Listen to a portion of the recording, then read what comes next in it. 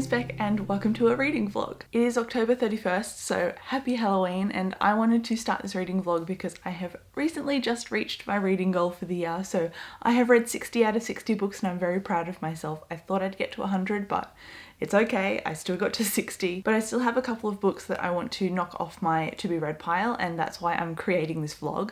And there's also a readathon coming up called Tome Topple, where you've got to read books over 500 pages that are left on your to be read pile. I want to participate in that, but the job that I'm doing ends before that readathon starts, and I've been able to listen to a lot of audiobooks on this job, so I'm thinking of doing that readathon for myself and just bringing it forward. And the book that I'm trying to tackle for the Tome Topple, or my Tome Topple readathon, is A Clash of Kings by George R.R. Martin. I have read this in the past and I think I still have my bookmark in it from when I initially started it. I've started it twice and I got to around page 170, 180 twice. So I'm thinking that maybe with the audiobook I might be able to get a little bit further into it. But I recently read Rogues, which is edited by George R.R. Martin. I think it's actually up here on the shelf. And George R.R. Martin had a story in here and I just didn't really vibe with it. So I'm hoping that after really enjoying A Game of Thrones that I like A Clash of Kings and I don't find it just okay like I did the story in here. So like I said, this is going to be kind of like a self-imposed reading vlog readathon for myself, and I've already started a couple of books. And so the current audiobook that I'm listening to is Truthwitch by Susan Dennard. I'm like 14% through this. I don't know how many chapters that is. I don't know how I feel about it yet. I think I was talking to a friend and she was like, just stick with it because it's actually quite good. The sequel is even better. But at the moment I'm finding it really difficult to distinguish between the two main female leads. They sound like a similar person and I feel like they'd make the same decisions, so I don't know why their characters weren't combined, except for plot reasons because they've gone in different directions. And the magic system I'm finding a little bit hard to nail down as well. So not loving Truthwitch, but also I'm glad I'm finally reading it because this has been on my TBR forever. And then I've also got Nightblood by Ellie Blake, and this is one I started in like April or May and put down because I got distracted. So I am maybe 170 pages into this as well. No, I'm 166 pages into this one, and I really like this series. It gives me Avatar: The Last Airbender vibes, and I like that the main character Ruby calls her love interest on being a little bit of a jerk sometimes, and so basically she's like, stop being an idiot, I've chosen you, and communicates with her love interest, which is awesome. So this is the conclusion of the series, and once I finish this I'm going to have the entire series done, so that is incentive to finish this one in this vlog. What I've been doing is kind of arriving to work a little bit early and then sitting in my car and reading, but because I'm filming this clip I don't know how well that's going to go today, and it's getting really hot at the moment, so sitting in my car might be like sitting in an oven, so we'll see how I go. And then the next book on this TBR is Eon by Alison Goodman. About damn time. It is so time that I read this one, and if I get through this one maybe I'll look at the sequel, but at the moment I'm just considering this one for this vlog. I've read the first couple of pages. It is a dragon story where there are dragon riders and the main character is a girl disguised as a boy so she can do the training and become a dragon rider, or a dragon, I think it's, no, not a dragon rider, a dragon eye, so they can kind of see the spirits of dragons, and that kind of links into their magic, I think, as far as I'm aware. I've only read like 6 pages, so for all I know that could be lies, but I loved what I saw of this and I'm looking forward to reading more of it. I think I'm going to really enjoy it. So this will probably be like a 4-star for me, I reckon. And then the final book on this TBR is actually the reason that I made this vlog, because I just felt really humbled. I often get a lot of emails, and I did as a blogger as well, from publishers internationally, and then when I said I was in Australia they were like, sorry, we can't send that to you, it's too expensive, which I 100% understand. Shipping is very expensive, but when this publisher got in touch with me and I said that I was in Australia, they were like, yes, that's why we contacted you, because we want some international coverage for this book. So they sent me this and I'm super pumped to read it. It is the Hadley Academy for the Improbably Gifted, and I think it's not YA, it's a middle grade, but it has a magical academy and I'm already sold, so I'll just read you the blurb. It says, extraordinary abilities slumber inside each of us, but only some believe in themselves enough to discover their truest identity. These few are the improbably gifted. They are drafted into a secret school, the Hadley Academy. There they develop their remarkable skills and train to save the world. Dare to Believe. That sounds awesome. I'm so excited to read this. I hope I really end up loving this. It's got a beautiful cover, the premise is amazing, and it was sent to me by a US publisher, which is so humbling for my small little channel, and I'm so happy about that. So yes, this is the final book on my TBR for, I don't know if it'll be this week or for 2 weeks, or we'll see how this vlog goes. I'm sure you'll know by the description of this video. This is my aim. I'm hoping to finish these, and anything I read now anyway is like a bonus on top of my reading challenge, so I'm not too stressed out, except for finishing A Clash of Kings, because that's been on my TBR pile for a very long time. And I did say this year that I wanted to finish it, but I don't know how that's going to go. So I've got some trepidation starting the audiobook, because I know that this series has potential to drag a little bit with a lot of names and a lot of description, and I'm hoping that the audiobook kind of cuts through that a little bit. So we'll see. We will see. Hello, it is Friday and I'm so tired because last night I went to a book launch for Angel Mage by Garth Nix. I'll put a photo in on the screen because Amy Kaufman was moderating and they both read a few lines from each of their books. So Amy read from Aurora Rising, which I've already read and enjoyed, and Garth Nix obviously read from Angel Mage, and it sounds like a really cool book and I now really want to get the audiobook for it. So I should be subtracting from my TBR, but I'm apparently adding. I also have an update actually for some reading. So yesterday I unfortunately DNF'd Truthwitch. I got 40% into it and it just really wasn't my jam. I felt like the world building was fairly scattered. I didn't really connect to the characters or their motivations. The fighting in it, because I didn't connect to the characters, just seemed like spectacle to me, and it probably would have been cool, but I just didn't have the connections to the characters that I needed to make it seem dire and important and dangerous. It just felt like I was watching an action movie. So I ended up, like I said, DNFing it. And I've also unhauled Windwitch. So at this point I won't be continuing the series. Maybe in the future I'll pick it up, because some friends have said that the second book gets a lot better with clarifying world building and stuff, but at the moment it's not really a priority, and I'm very big on getting rid of books that I'm probably not going to absolutely adore, and unfortunately Truthwitch is one of those. So at least I've knocked it off my list and I know for sure what my thoughts are. I think if I continued reading it I'd probably give it around a 3 stars. And then also you can see A Clash of Kings behind me because I started the audiobook and I'm 15% through it, so I got 19% through it last time, but I'm really enjoying the audiobook, so I'm anticipating that I finish it next week. Stay tuned, I will probably finish A Clash of Kings for my early enforced tome topple readathon. So the tome topple has a bunch of challenges, and they are: read more than one tome, read the tome that has been on your TBR the longest, read a tome that is part of a series, read a tome in a genre you don't usually read, and then read an adult novel, aka not a children's middle grade or YA book. So a tome is a book that's over 500 pages, in case you didn't know, and I'm ticking off read a tome that's been on your TBR the longest because it's one of the things that has been on there for ages. I'm also reading a tome that's part of a series because it's book 2, and then read an adult novel because Game of Thrones is adult. So I don't know if I'm going to read more than one tome, but I have just finished The Burning White by Brent Weeks, and that was a 37-hour long audiobook. So I think I started tome topple early by accident. And I've also read The Waking Fire, which was a big one as well, and I've also read Rogues, edited by George R.R. Martin. So I've read a lot of large fantasy recently, and tome topple just came too late, so oops.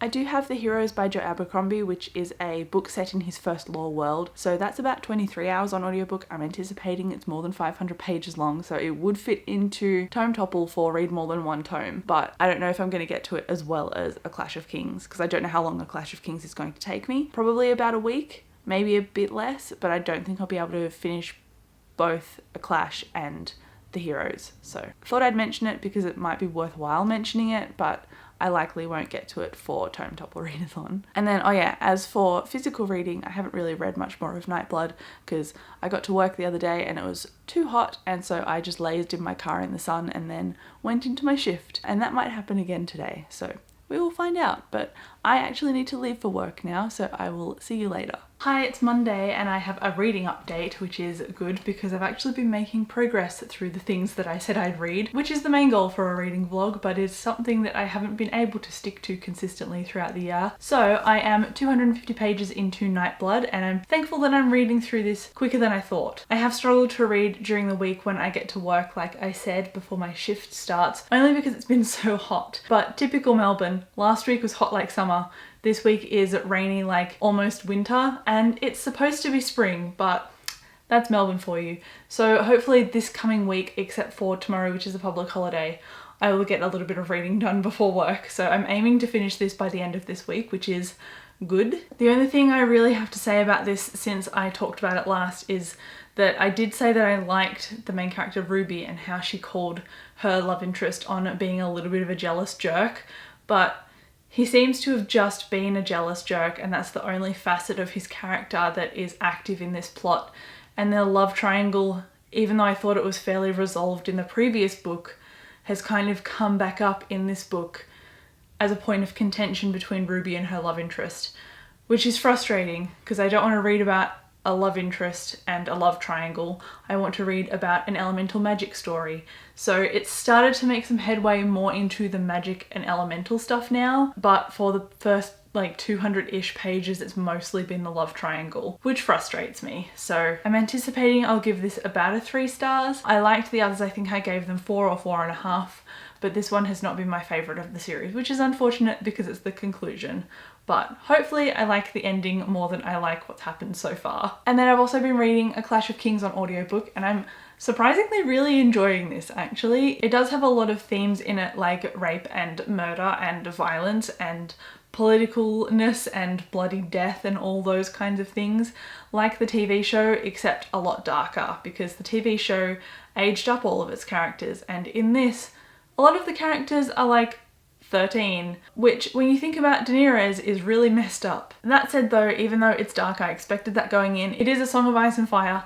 I knew what I was getting into and I like how the story is unfolding so far. That said, I don't know if I could necessarily describe what's happening, but I'll give it a try. So it's called A Clash of Kings because there's literally a bunch of kings that are going to war. So there is Renly and Stannis Baratheon, who are the brothers of Robert Baratheon, who died in the first book. Not sure if that's a spoiler, but it's a fairly well-known thing about the first book that happens quite early. So it's about Renly and Stannis.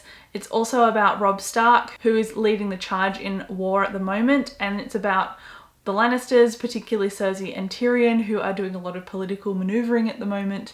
And it's also about Jaime Lannister, who hasn't so far had a perspective in this book yet, but he seems to be a captive of, I think it's the Starks actually. But there's also talk about other houses that aren't touched on too much in the show. They're touched on peripherally, but they play a bigger part in the actual book series. And then there are some things that I wanted to mention that the show made me imagine quite differently. So because there's so many characters, obviously, because this is such a detailed book, I've been kind of envisioning the actors who played the characters in the show as a point of reference to help differentiate everybody. And I was very surprised when they said Podrick. So Podrick, the guy who follows Brienne of Tarth, Podrick is 12. And in the show, he's very much a man. So that was one major point of difference. Also, Tyrion, obviously they had to make him more attractive in the show so that it would garner more audience. But in the book, he's actually quite grotesque and he's got mismatched teeth. One of his eyes is really dark brown, almost black, and then the other is bright green. So he also has that kind of standoffishness with his appearance as well as his personality. And then also Gendry in the show, it's pronounced Gendry in the book. So those were just a few tidbits that I thought worth mentioning because they made me go, oh, as I was listening to the audiobook. Like a dense adult fantasy with so many loose ends in it, I obviously can't predict where this is going to go except for the tangents of the TV show, which I have watched to the conclusion. So I kind of know what happens to those characters, but I don't know what happens to these ones. So far I'm sitting on about a 4 stars for this rating. I'm liking it and I'm enjoying it, and I'm probably going to have it finished by midweek. So I'm going to keep my fingers crossed for that. And then after I have finished those 2 books, I'm probably going to pick up the Joe Abercrombie audiobook that I mentioned earlier. And then I'm also going to be reading this lovely book physically. I really can't wait to read this, and I hope it is all it's cracked up to be because I've really hyped myself up for it. So if I'm disappointed in it, I'm going to be quite upset. But I guess that concludes my reading for the moment, and I'll update obviously in future. Tomorrow I hope to get some reading done because I have indoctrinated Dave into loving Robin Hobb again because he read the first trilogy and didn't like Fitz, but the second trilogy, which is The Ship of Magic and then Mad Ship, which he's reading now, he's obsessed with. He's really loving it. So we're probably going to hole up in a cafe somewhere, drink some coffee and read for a bit because it's a public holiday. So I'm gonna get some reading done, I hope, and then again, the rest of the week is back to work. So I don't know how much audiobook listening I can do because my job has changed a little bit. So we'll see how I go with that. Maybe in the commute on the way to and from, but I'll keep you posted, obviously.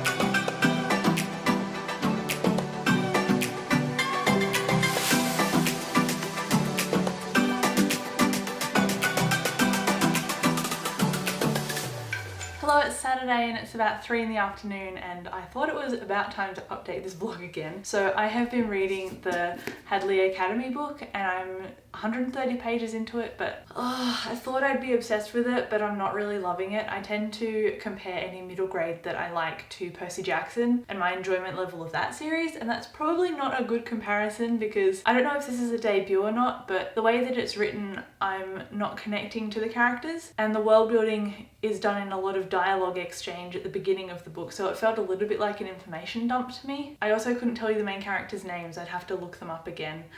And that just really says that I don't really know them. They're kind of a character who I can see through the lens of so that I can understand things about the world, but their personality hasn't really been built up, and I thought that would have been established at least 100 pages in. I'm liking the magic system and I'm liking the academy itself, but in terms of setting things up and conveying things to the reader, I'm falling a little bit short, unfortunately, which is sad because I wanted to love this book. It's been all the way from the US, so I thought it would become like a favorite, especially because of the cover, because that is beautiful, but apparently not. I think I'm gonna give it 3 out of 5 stars, but I haven't finished it yet, so we'll see how I feel when I finish this one.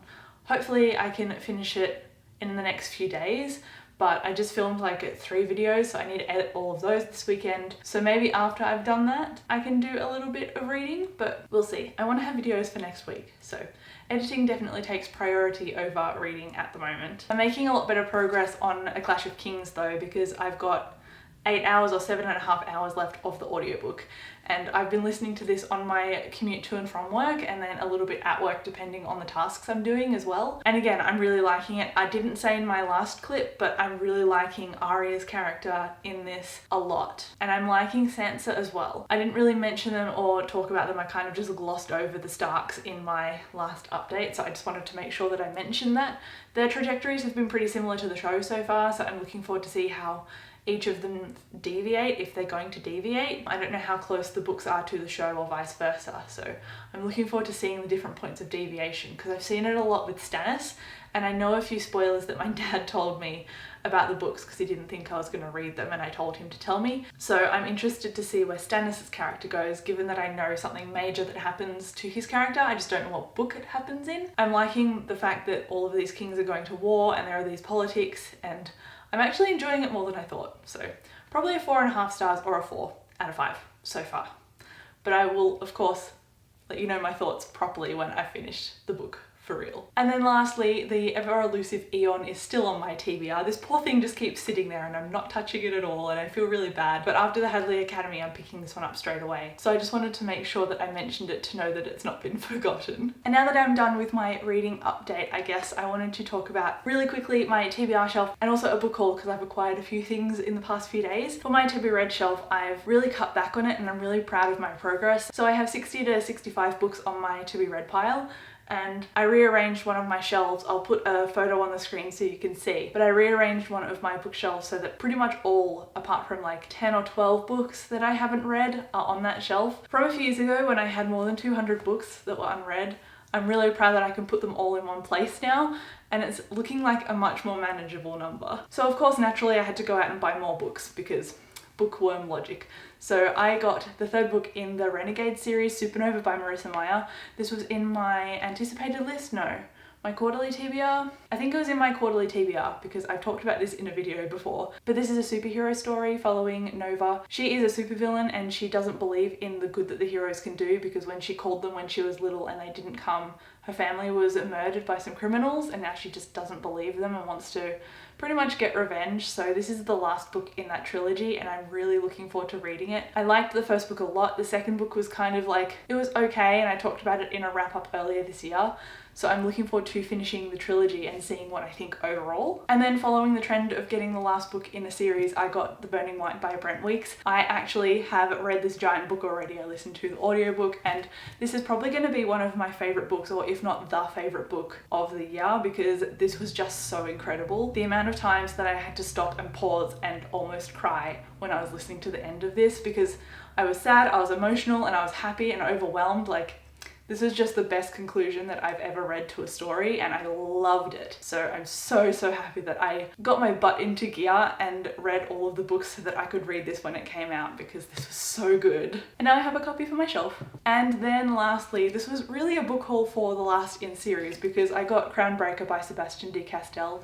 This is one of my absolutely all-time favorite young adult fantasy series. Spellslinger is the first book and this is going to conclude my favorite characters, and I'm so sad that it's ending, but I'm so looking forward to it finishing as well because I just want to see what happens to them. Kellen is amazing. I love how this really focuses on like a cult-like-ish aspect from the magical clan he's from, and how he really relies on bluffing and getting by, and his growth as a character has just been incredible, so I can't wait to finish this series. So that really is the last book in my book haul because I only went out and bought books in series that I was already reading, so I'm happy that I had a little bit of self-control. So this has really been my reading and haul update. I don't have much else to talk about, but I should sit down later this afternoon and get some reading done after I finished editing, because hopefully the next time I update I will have finished this book, because I want to get it off my TBR. I've been kind of avoiding it and I want to just have it finished by now.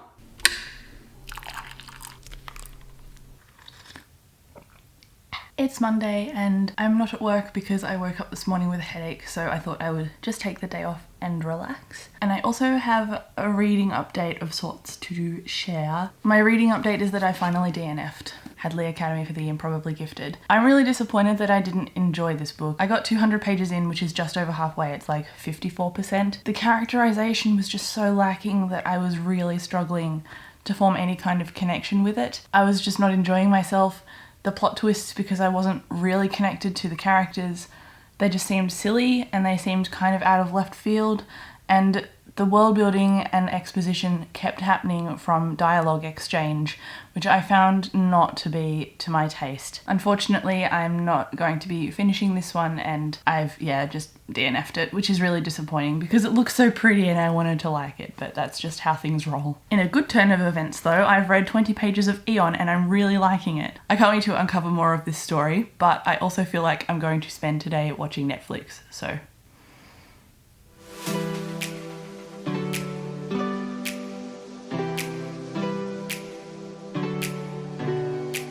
Hello, it's Thursday, which means it's time to wrap up this vlog.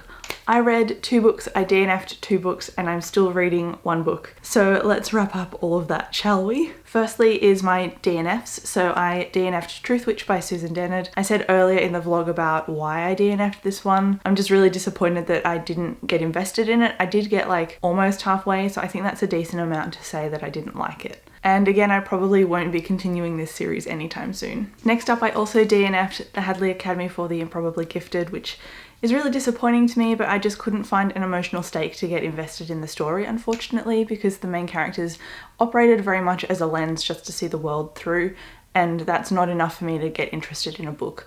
I want the characters' genuine emotional reactions and turmoil, and that's what makes a story interesting to me. So unfortunately, I probably would have given this like a 2.5 or 3 stars if I got to the end, but I just didn't want to waste my time on it when I knew that I had a bunch of other stuff to read as well.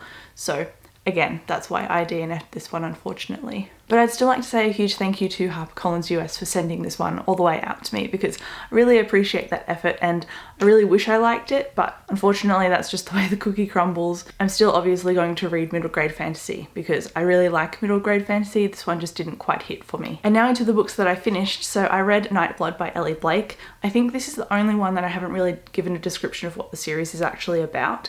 because it's the third book in a series. So the first one is called Frostblood. It follows this girl named Ruby, and she is a fireblood, and in this world exists firebloods and frostbloods that can control ice or fire.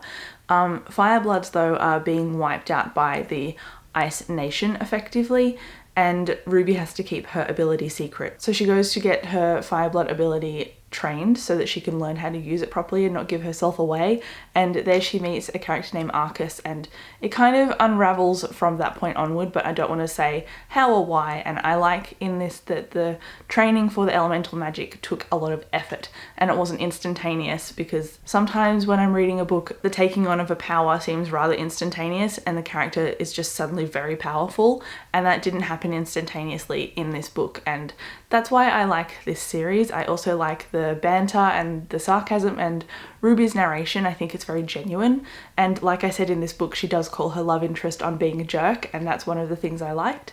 But because it got to almost halfway through this and it was still focusing on a jealousy element and a love triangle element, it just really wasn't the thing that I picked up this series for, unfortunately. So I ended up giving this only a 3 out of 5 stars when it could have been a 4 if the love interest was resolved in book 2. And then the next book I read is A Clash of Kings by George R.R. Martin, and I'm very pleased that I finished this one, if you couldn't tell. I'm definitely going to read the rest of the series, and I'm going to tackle them on audiobook as well, because the audiobook was such a great listening experience. I gave this book 4 out of 5 stars. I liked all of the characters in it, even though the show really kind of pulled the wool over my eyes in terms of how dark the book actually is. The show, despite being what it was and conveying some really gruesome things, it had nothing on the book.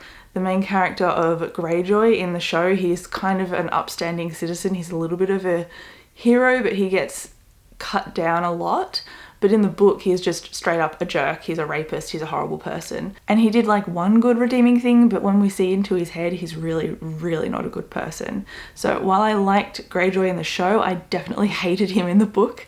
And also Davos.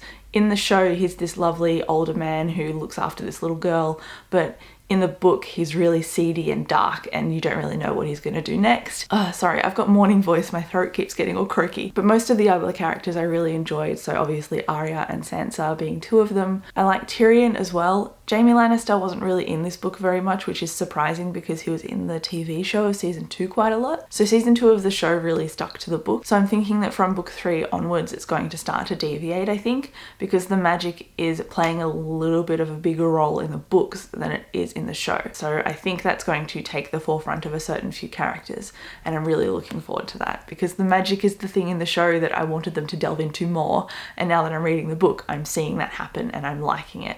So again, we'll continue the series. I gave this 4 out of 5 stars.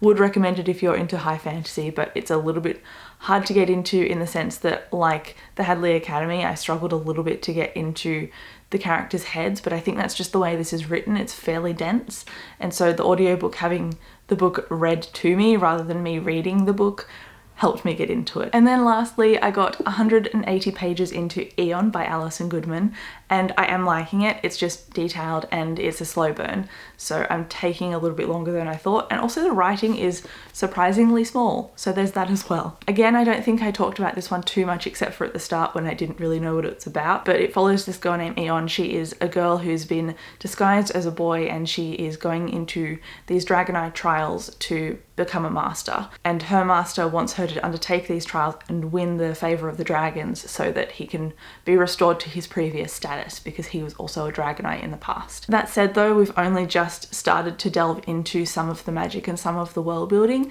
This is a really slow burning story. It's an Asian inspired fantasy as well. I believe it's focused on Chinese law, but I could be wrong, so please don't quote me on that. So we've really only detailed Aeon's early stages of her journey, and she's also specified that disguising herself as a boy is something that she really enjoys because she identifies with both being a boy and being a girl, which is going to be really interesting to see unfold, because there's very, very strict gender categories in this book. There's a way a woman acts and there's the way the man acts. And Aeon was trained very early to be a man, so she has unlearned all of these behaviors of being a woman. So that's why she identifies more with being a man, and it's just really interesting to see that dichotomy and see how she develops as a character, because I think it would be really cool if she turns out to be trans, but I'm not sure if that's the way the book is actually going to go. So again, I'm liking this. It's probably going to be a 3.5 or 4 stars. There hasn't been too many plot twists so far, but I'm only early in the book at the moment, so that remains to be said, but liking it, would encourage you to read it. It's a young adult fantasy, but it's a little bit more detailed, so probably not for like beginners, but definitely something that you should pick up because it's worthwhile. And there you go, that is it for my reading vlog. Thank you so much for tuning in, I really appreciate it. Give me a like and a comment if you want to stick around a bit longer on this video, and let me know what's on your TBR for the end of the year, because I'm trying to get mine down as much as possible. But thank you so much for watching this video. I'll catch you in the comments and I'll see you in my next one. Bye.